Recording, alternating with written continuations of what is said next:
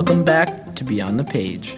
This is Kyle Baldwin with co-host James Yu and literary analyst Sean Cunningham. Today's discussion will be focused on Shakespeare's Hamlet. We'll be analyzing the motif of theater and the play within the play, a common device utilized in other plays by Shakespeare, such as A Midsummer Night's Dream and Love's Labour's Lost. To begin, let's start with a question. What exactly is a play within a play? And what is its purpose? Does the play within the play merely act as a supplemental device for which is used as an addition to the story as a whole? Or is the play used for dramatic effect, even going so far as to become a substitute for the main play and story at hand? Throughout Shakespeare's tragedy, Hamlet, the players in their performance emphasizes the importance of theater and its power. Shakespeare uses the play within the play to resolve Hamlet's inner conflict by getting a reaction from the adulterous King Claudius. Upon their arrival in Act 2, Scene 2, the players are announced by a flourish of trumpets, which is the usual occurrence upon the arrival of actors. Yet, this is the second time in the scene we have heard such a grand entrance, the first being that of the king and queen at the start of the scene. Therefore, a similar feeling of importance is evoked for the players immediately. Hamlet himself welcomes them with great warmth and entertainment. He has great admiration for these people and their lifestyle, which has the freedom from duties and of expression that Hamlet lacks. For example, upon the arrival of the players, Hamlet says, "You are welcome, masters, welcome all. I am glad to see thee well. Welcome, good friends." Shakespeare himself was an actor, and he had the same admiration for actors, just as Hamlet.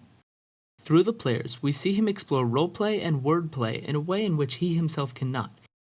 This is demonstrated in both Shakespeare's use of Hamlet as our guide to the world of theater and as an overly contemplative avenger. In his soliloquy, Hamlet vents, "Oh, what a rogue and peasant slave am I!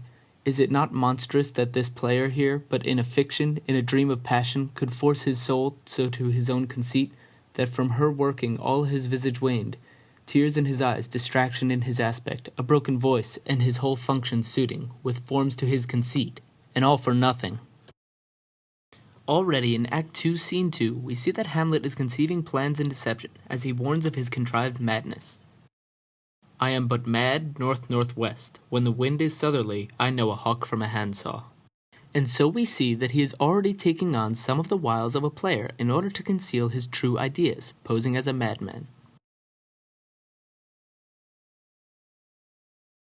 Hamlet assumes the role of director to the players, resulting in the ability of him to manipulate the audience reactions to the play, as the actors, in essence, become his pawns.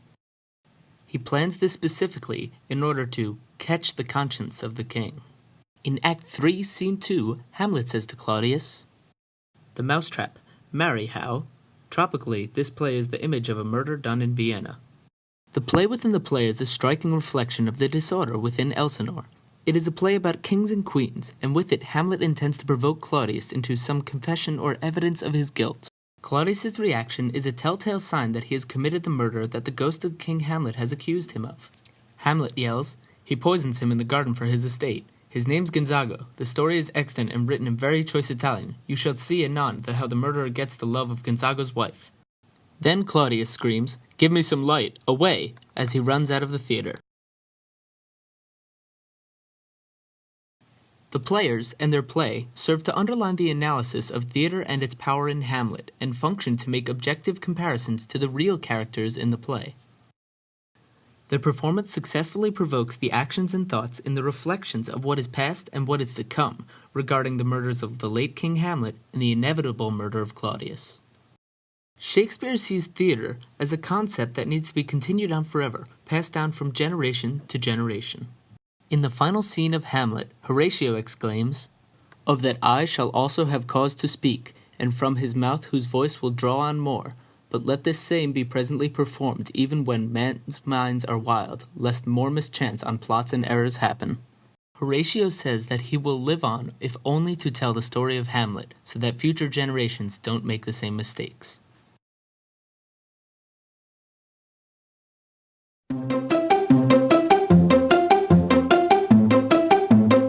Thank you for joining us in our discussion of theater within Shakespeare's Hamlet.